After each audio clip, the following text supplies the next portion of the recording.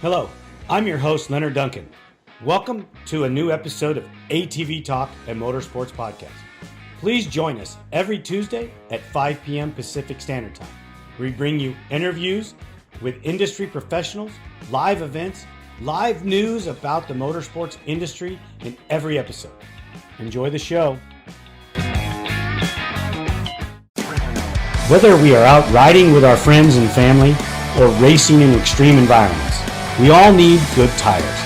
That's why I recommend GBC Power Sports Tires, a division of Greenball Corp.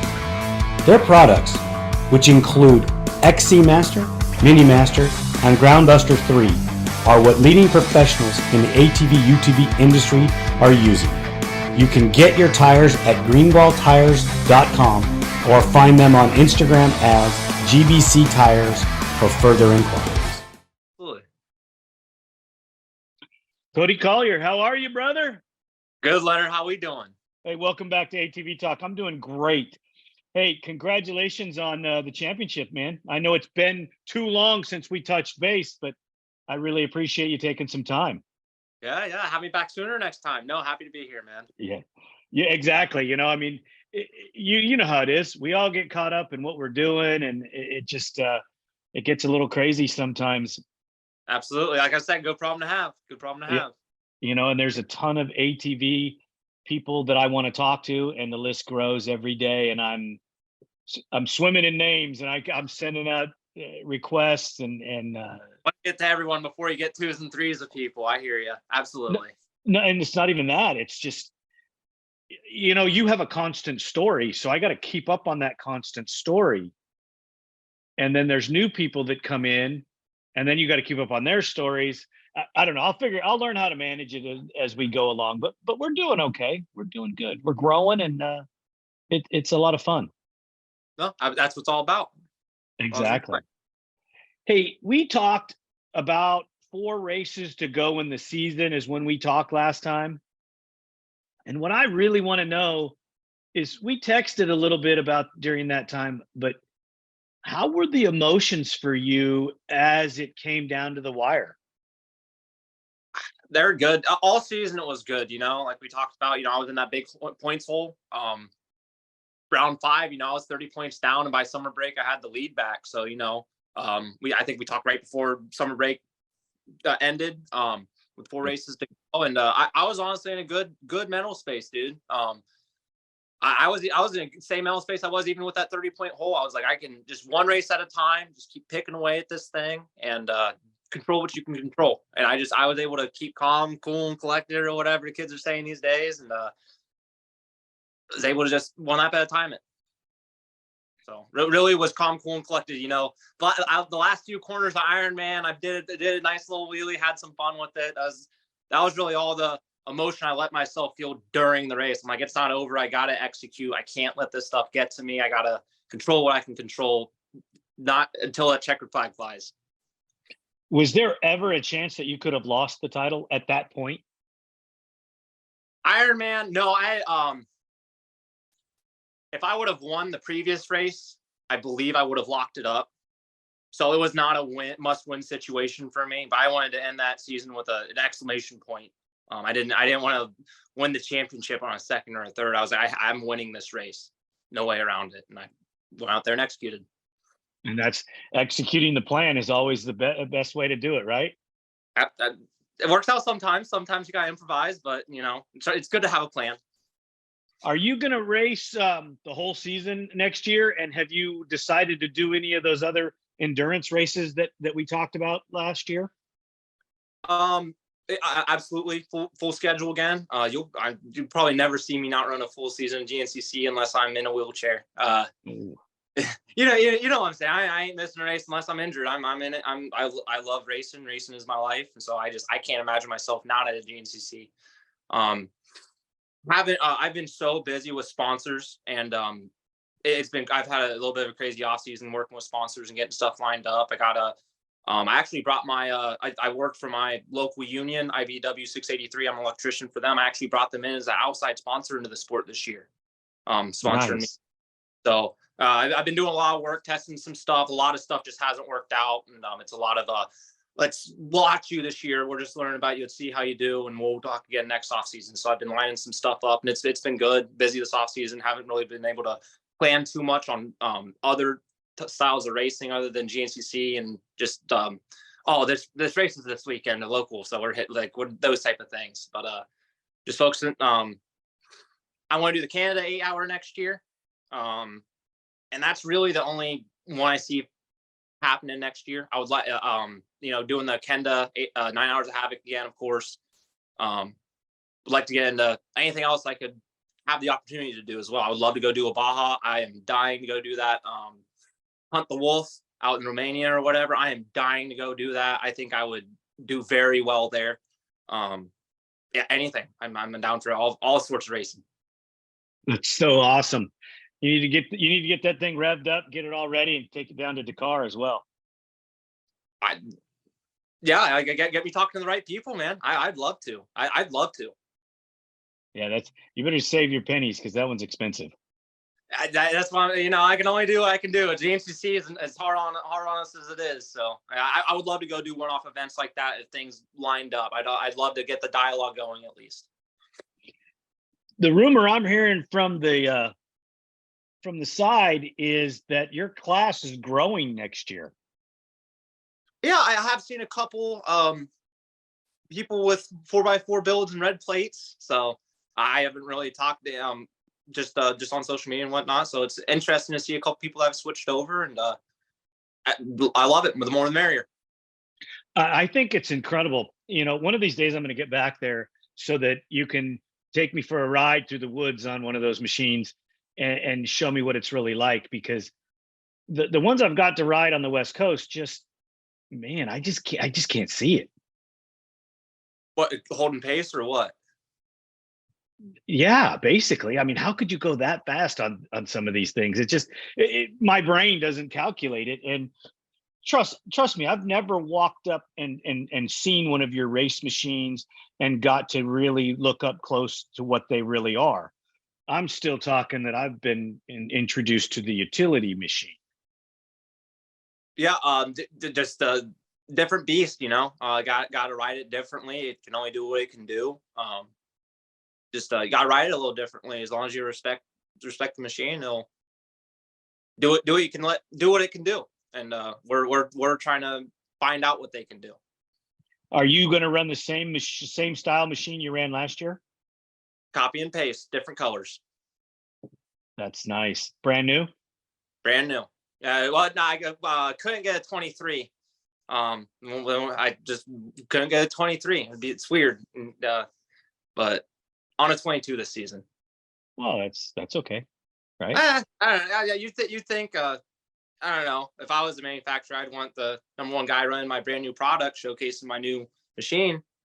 Right. So, I agree. I mean, why would you put him out there on last year's stuff? That was my thought, but it just didn't happen like that. I've heard that some manufacturers are struggling to get their 23s out. I don't know what's going on shipping ends and that kind of odds and ends, but I could see it being an issue in like large quantities. I don't think 1 or 2 quads would be hard to do though. I don't either.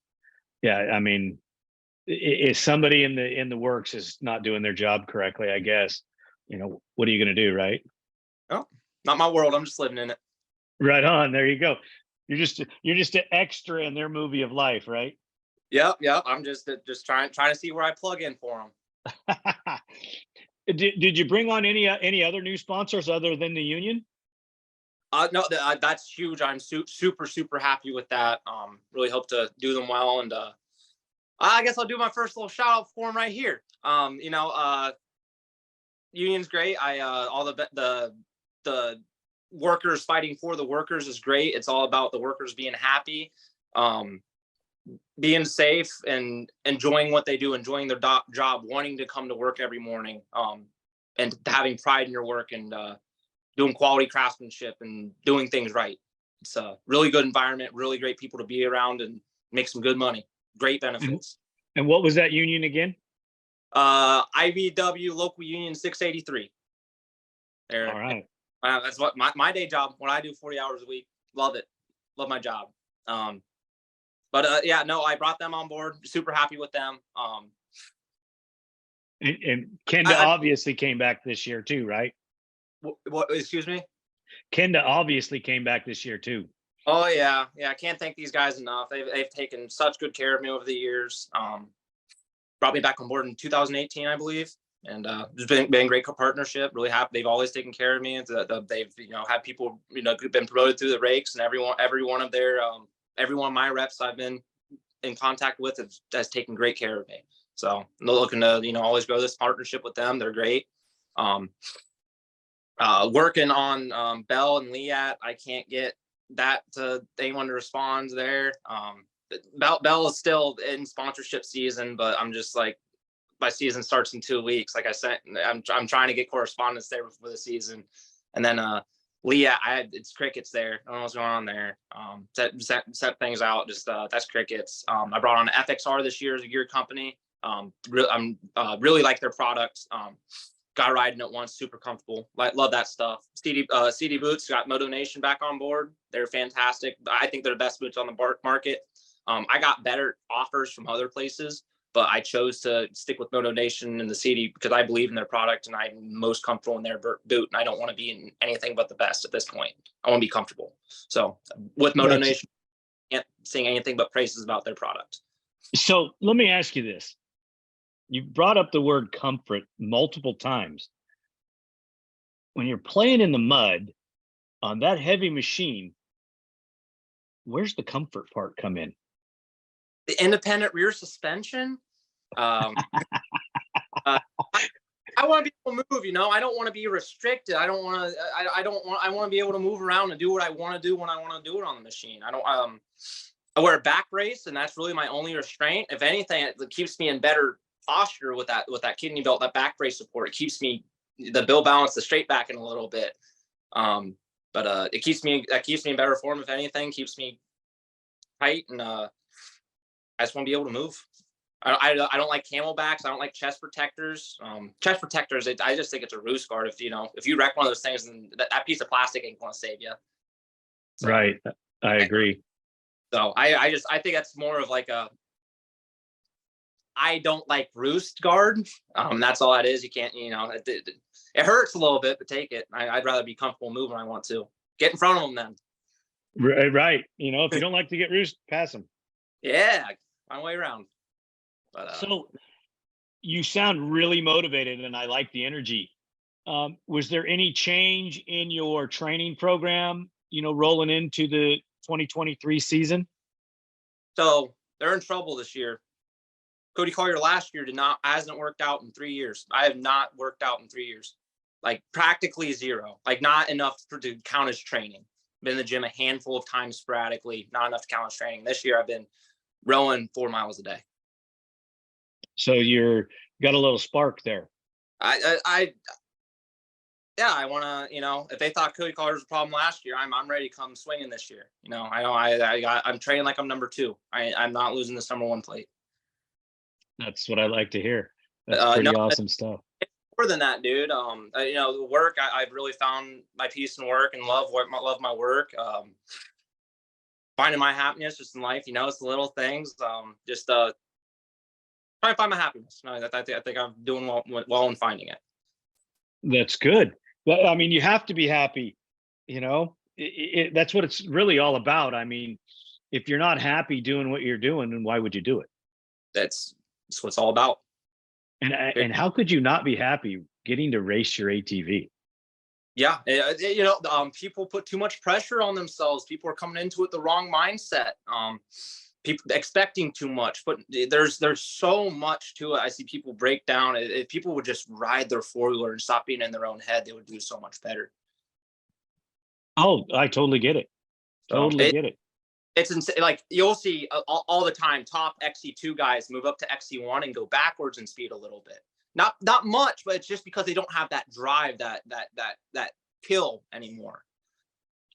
Most people don't realize that the transition from the 2 class to the 1 class, it's a step. There's a definite raise in speed, talent, and some of those seasoned pros are very, very fast. Just like the guys that are, wanting to step up into the pro 4x4 class.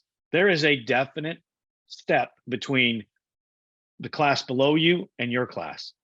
Yeah, it's just, I think it's no matter where you're at, it's so important when you're coming into a new tier or a new class in racing to just really get a feel for what's going on, not coming into it with any expectations. And I'm going to do this. Go into race one with no expectations.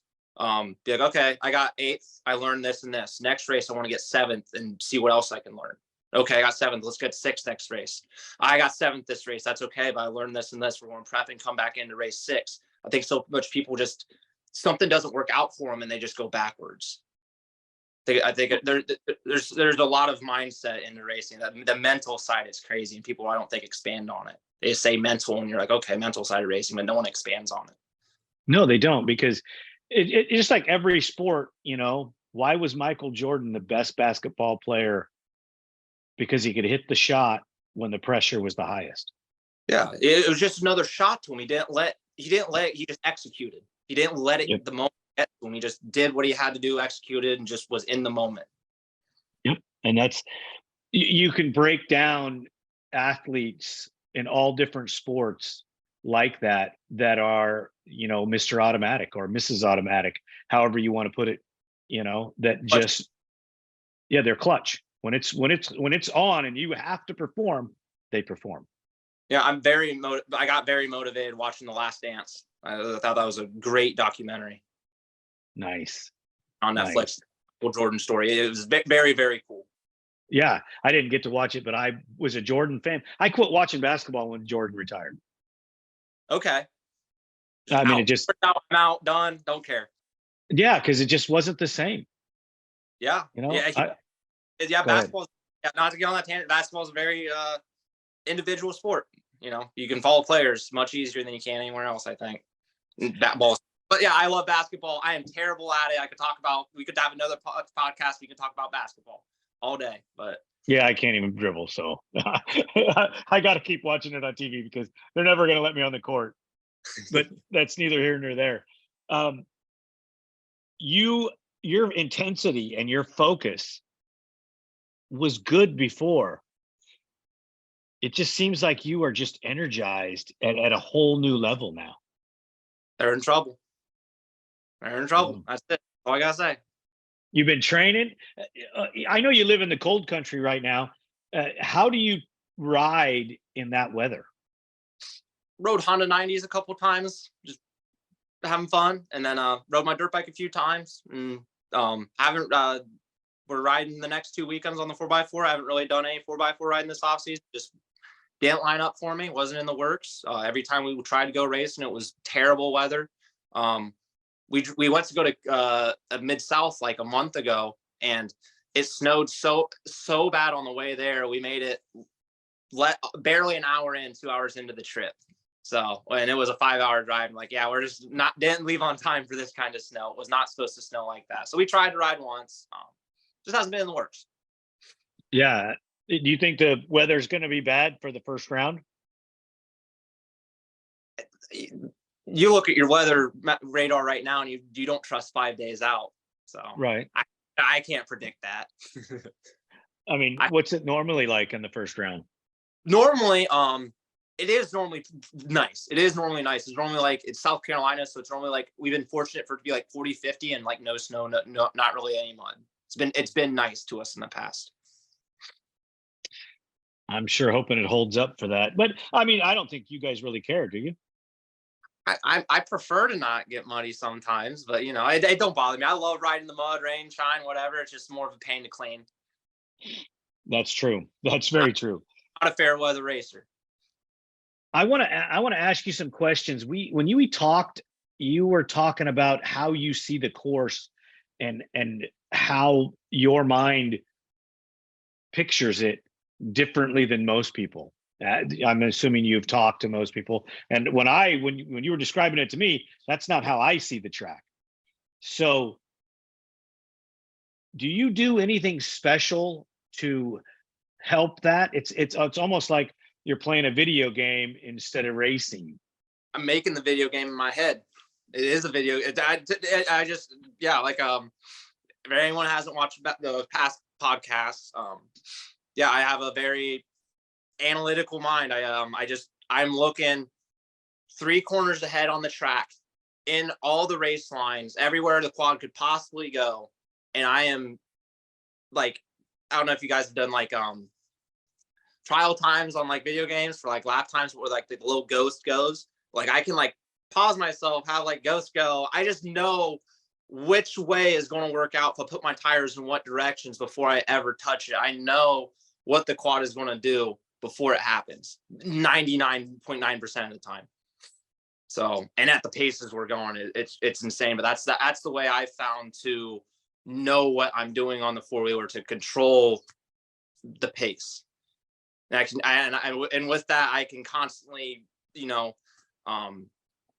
make changes on how I do it. Like, oh, I that kicked more than I thought it would. I have to readjust, my formula or whatever in my head for how the quad works. But got a really good understanding on it at this point. I'm only growing.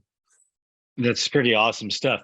I was talking to a former IndyCar driver, and he said when you're going 220 miles an hour down the main straightaway at Indy, and you could turn your head and look at the airplane flying above, you're comfortable at that point. Yeah, it's just knowing what's going on. If you're out there riding above your head and beyond your means, you're not going to be calm. You're not going to know what's going on. That being said, if you ain't wrecking, you ain't riding. You have to push your limits to find them and be honest with yourself about what mistakes were made.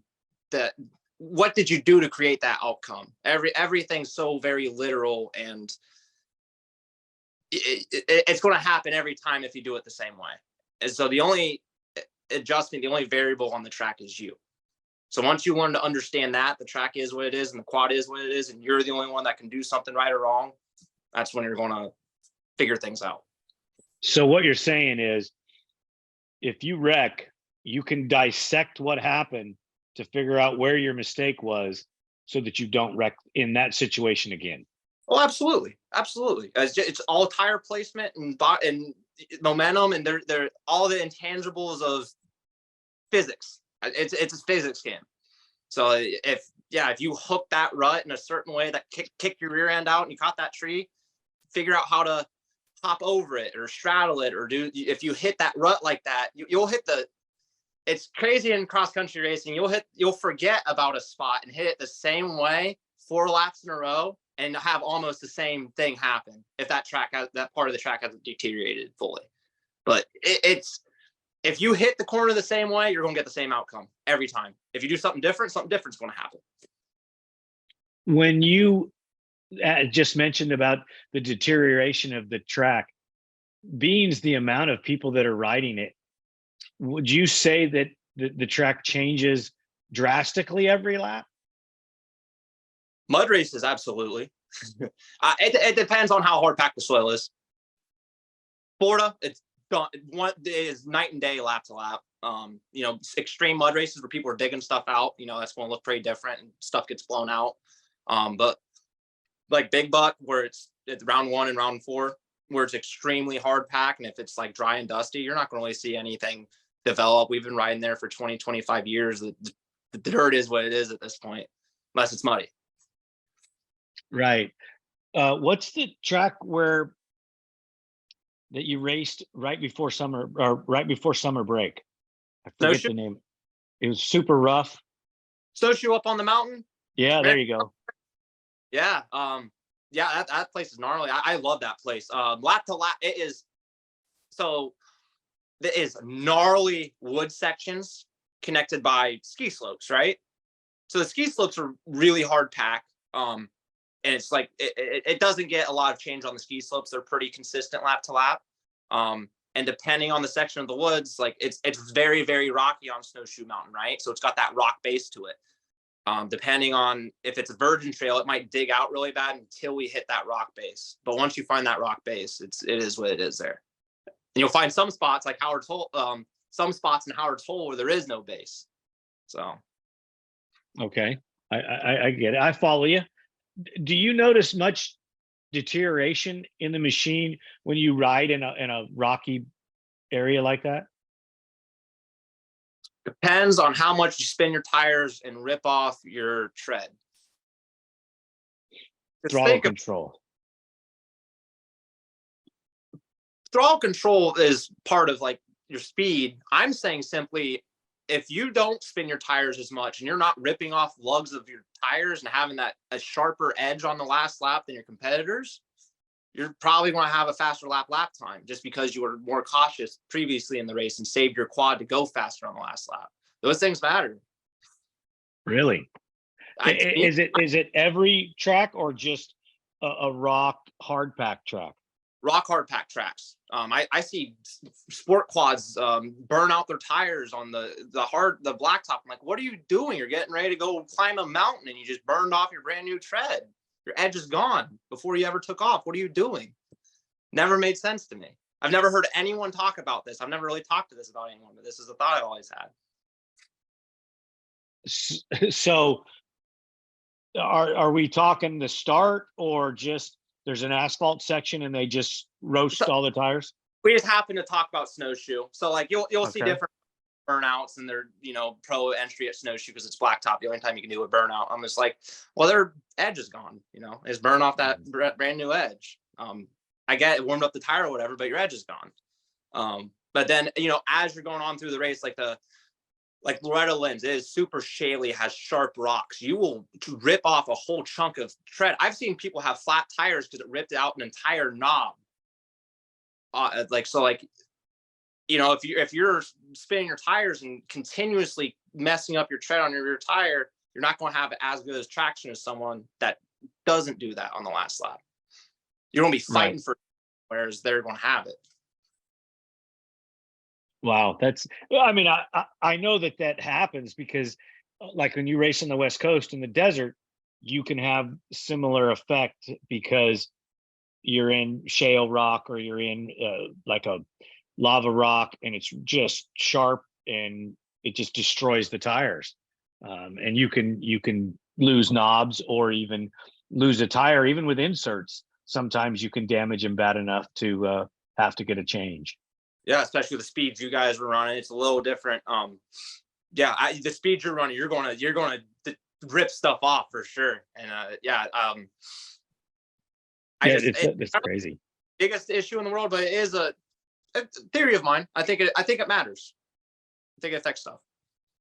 Do you monitor your conditioning or your fatigue level during the race? I mean, is there any point in time where maybe I'm going to take this section off and relax a little, to save the energy for that next section because I know that it's rougher, or maybe I'm faster than the guy in front of you at that point. And if you just back off just a little bit, you'll be able to exert more energy is what I'm asking. Yeah. So it's all, to me, it's all about mindset. So if you come into the race thinking, oh, this race is going to be easy, I'm going to cruise to the win here, and someone's breathing down your neck all race and you're having to try and you're like, this was supposed to be easy, I'm getting tired, right? Versus going into the mindset of this race is going to be hell. I am going to make myself attack this track for the next 3 hours if I have to. I don't care. I'm going to go as fast as I can for 3 hours. And then you get into sections where it's nice and slow and you can take that breath. And then you get into that group of lappers and there's nothing you can do and you can take that breath. You really appreciate those breaths. Right. I bet you do. You do. Yeah. So if the mindset is, this is going to be hell for 2 hours, I'm going to make myself do this. And then you do that. And then when you get those moments of breath, you're like, that gives you even more energy than you thought you had. And you're already in the mindset of this race is nothing to me. What do you do in a situation where you get into a train like that? And let's say there's 6, 8, 10 slower riders in front of you. I mean, there's nowhere to go. What exactly do you just sit there and wait, or? It depends on the situation. So there's been several times this year where I've checked up to slingshot into a section. I'm like, okay, I know you can't pass me and I know how this next section opens up. And I'm just I know their speed, how they're going to hit stuff pretty much. And I know my speed. I'm like, all right, I can go full speed from this point and just miss the rear tire and just slingshot into the next section. So I use that a lot. I use the slingshot method a lot. And then it's just being aware, knowing what sections of the track are coming up, being active with your horn, knowing when they're going to let off their throttle so they can hear you. Those type of things. Oh, so you're even dissecting the slower riders in front of you so that you can hear when their motor makes less noise so that you can hit a horn and get them to move. Oh, absolutely. Yeah. I'm not going to they're revving their quad, hold their horn, and then let off my horn and stay off their throttle. I'm trying to be aware of using everything around me to my advantage. And knowing that's simply how that works, just common sense. Yeah. I mean, when you dissect it the right way or look at it the right way, yeah, it makes total sense. Yeah, when you're in it, you've been in it for as long as I have, you see these things, and knowing you're not the only rider on the track, I'd be like, okay, if I was them, how would I want them to reach me and to ask me to move over? So, well, do you have is there a built-in horn on your machine? Having them be able to hear me would probably be a good thing. But what was the question? I'm sorry. Do you have a built-in horn on your machine? Yeah. So with the 4x4s, I believe the WXC class, I don't know why they allow them to have horns, but the 4x4s, we have horns because we don't have a clutch to rev bomb. Okay. So every rev bomb, everyone with a clutch can do it. 4x4s just don't have a clutch, so they allow us to run the horn as alternate. But the XC1 guys can't wear a horn on their chest protector or something? I don't believe so. I believe there's no horns for anyone other than WXC and 4x4s. Wow. I don't know why WXC. I think it's so the AM riders hear the horn and that's just the leaders of the AM race. I think they kind of just grouped them in with the horn thing. Yeah, I don't know why they do that either. That doesn't it is what it is, I mean, it's the rule, right? Everybody's got to live with it. But they have they can rev bomb, so I don't understand. It doesn't hurt, but I don't understand why they can and XC1 can't. Right. I get it. Have you ever thought that they should put your guys' class in the afternoon race? I will quit. I cannot run that PM race. I voiced this to GNCC this past off season. It was brought up, and they asked me about it. And, I got bad back. Something about me. I'd still be on a sport quad if I could be. I physically cannot hold pace on the sport quad. I wear my back brace every single race. I remember being a senior in high school, forgot my back brace to Unadilla, just forgot it. Could not go to school Monday morning because my back, I could not physically get out of bed at 18 years old, senior in high school. My back was so bad. So I fought that a couple years in the pro class, just never lived up to what I felt my potential was because I was physically limited, and made the switch because of my back. I was going to drop the AM race. I love racing. I was going to be involved with it one way or another. And I was like, I got to get out of the PM race. That the way the track breaks down just destroys me. I just can't. The independent rear suspension and everything of the 4x4 sounded nice. So switch to the next pro class, try it out, see how I like it. I'm young, try stuff out, and it's just been home for me. I'm super comfortable on the machine. It really suits my riding style and how I break things down. And it's nice. I can't complain. The roughness is the reason you don't want them to take your, okay, now I got it. I was wondering. It's all really back. I had to get out of the PM race. It wasn't, right. I could a locals, I can still run the sport quad at certain events, but it does hurt still. But I do run the sport quad at certain events at locals because the track doesn't deteriorate nearly to the shape of a GNCC PM race. So I can still 2 years ago, I led Bryson Neal a Wexer for over an hour. Or right at an hour. I'm not going to say over an hour and get caught out, but I was right at an hour. I led a Wexer over Bryson. So the pace is still there, even on the sport quad. I just physically cannot do it anymore. Right. Yeah. We had that conversation before, and I get it. It's a bummer that your back has that problem, and there's no fix. If I knew about it, I'd have it. Right. Yeah. Right. Yeah. It's typical answer, the tool you're looking for is in the last place you look because you found it. Right. Yeah, I'd love to find it. I have my back brace does wonders for me. I don't know if I'd be able to race without a back brace. I've gone to the chiropractor. They don't really do anything for me. It feels more like I'm getting rubbed on than I'm getting healed. So the chiropractor didn't help me. I just do a little bit of mobility stuff. I'm big on mobility, doing like stretches now. And that seemed to help a little bit.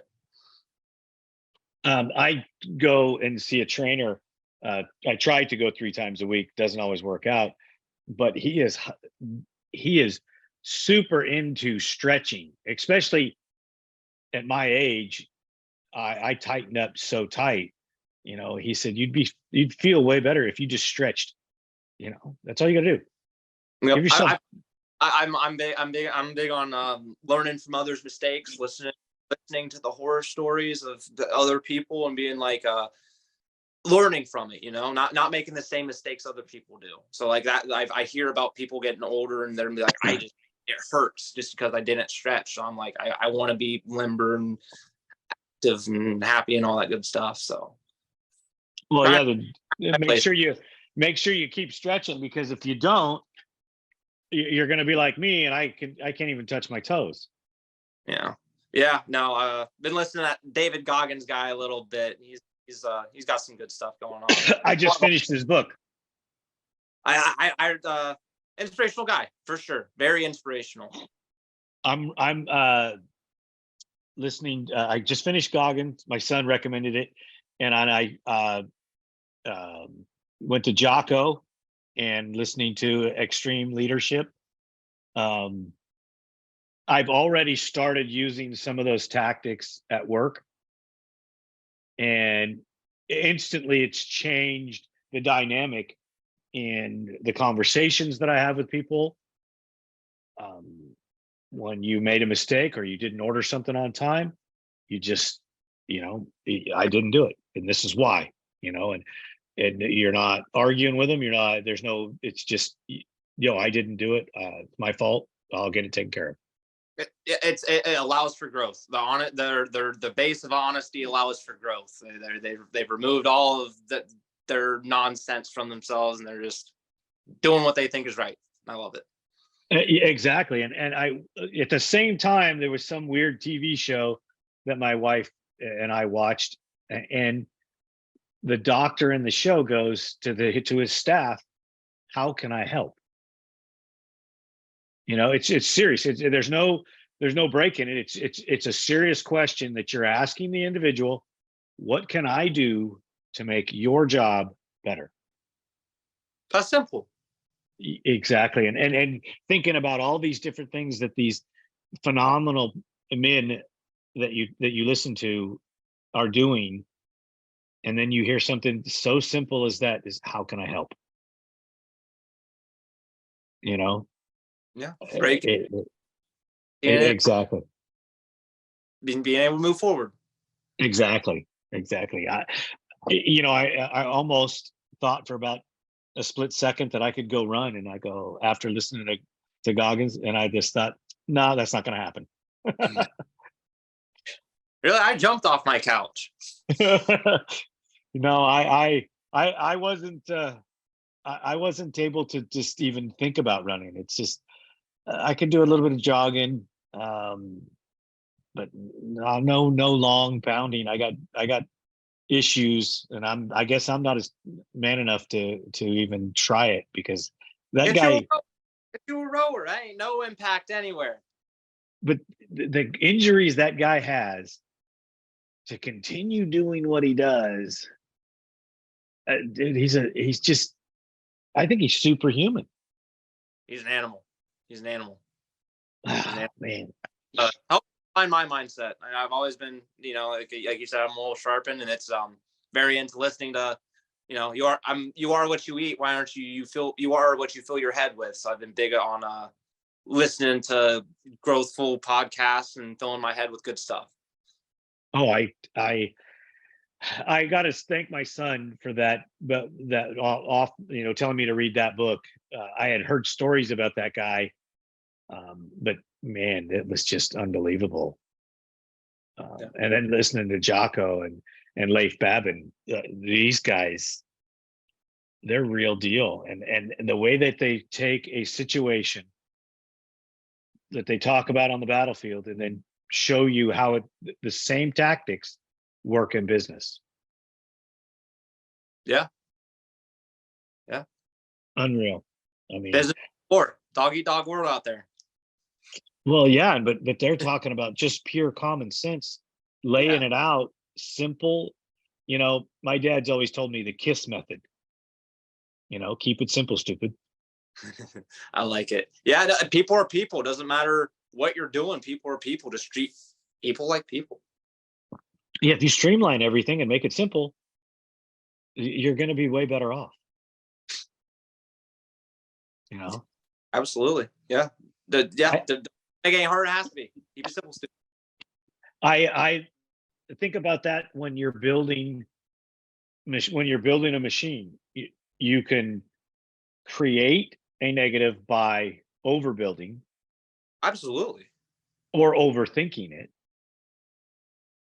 Absolutely. Yeah, just your steps just need to be A, B, C, done. I like it. Right? Yeah. I mean, we'll turn that back into my builds. My builds are very, very simple. Like I didn't even have an aftermarket clutch on my quad for most of the season last year. I had a stock clutch, stock motor. Very, very limited on my quad. What is very limited on what is done to my quad. Do you think that the gain and acceleration in an aftermarket clutch would help you? We're running it now. We started running it last. So we're on it now. We got one we like. We trust it. We're confident in it. So we're trusting it. Yeah, I've gotten to work with a little bit of the UTV clutching, and that even rolls back into the Honda Pilot way before you, and adding weights and taking weights out and things like that. What it does for your RPM ranges and everything like that. Yeah. Nice thing about the computers, you can program all that nowadays. Wow. Yeah, you can program your power band. Well, so to a point in the fuel injection stuff, but with your clutching, that's going to help your straight ahead drive out of the turns. It's going to take you can also make it so it takes decel braking out of it, so that it more freewheels on deceleration. Mm-hmm. Yeah. There's all sorts of options. I have the free flow. I just want to let it off, let it go. I want to brake. I want it to roll. I think the 4x4s have a lot of drag on their motors, so I have the free flow. I totally agree with that. Almost too much. I think it might have something to do with just it's in 4-wheel drive and you got all those moving pieces, just adds resistance. So it's just want to make those wheels harder to turn. So it's the weight. I'm not sure what it is exactly. If it's internal in the motor, what would make it harder on that drag, but definitely has it. If your front wheel drive goes out, do you have to end the race? Oh no, you can keep going. You're just going to be squirrely.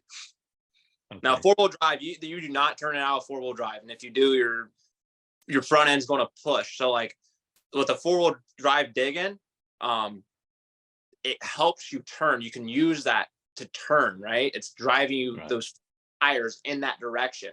When you lose 4-wheel drive and it's just all that weight on that front end, it tends to push. So you do have your riding style. You can't attack the track the same at all. But you could finish a race without the front wheel drive. Absolutely. Okay. All right. That's freaking awesome. Hey, brother, as always, I want to thank you so much for taking some time out of your busy schedule to talk with me. I think it's going to be an amazing year for you, and I hope your class grows by tenfold just so that it's more fun. Oh yeah, I'd love to see some of the old school guys in XC1 class start dropping back, mixing it up. I'd love to ride with some of those guys again and make that 4x4 pro class a destination, not an afterthought. So I agree, brother. I agree. The team here at ATV Talk would love your feedback. Please email us at hello@atvtalkpodcast.com. If you're in need of a consultation for your current racing program, a custom ATV, or an industry guest speaker, I have the company for you. Duncan Technologies International Inc. offers host, MC, and guest speaking services at events. Builds custom ATVs for recreational riding or racing around the world. And they offer consulting services for professional teams or individual racers. Send inquiries to duncantechinternational@gmail.com or call 619-716-1532 for more information. Thank you for listening. We hope you enjoyed this episode.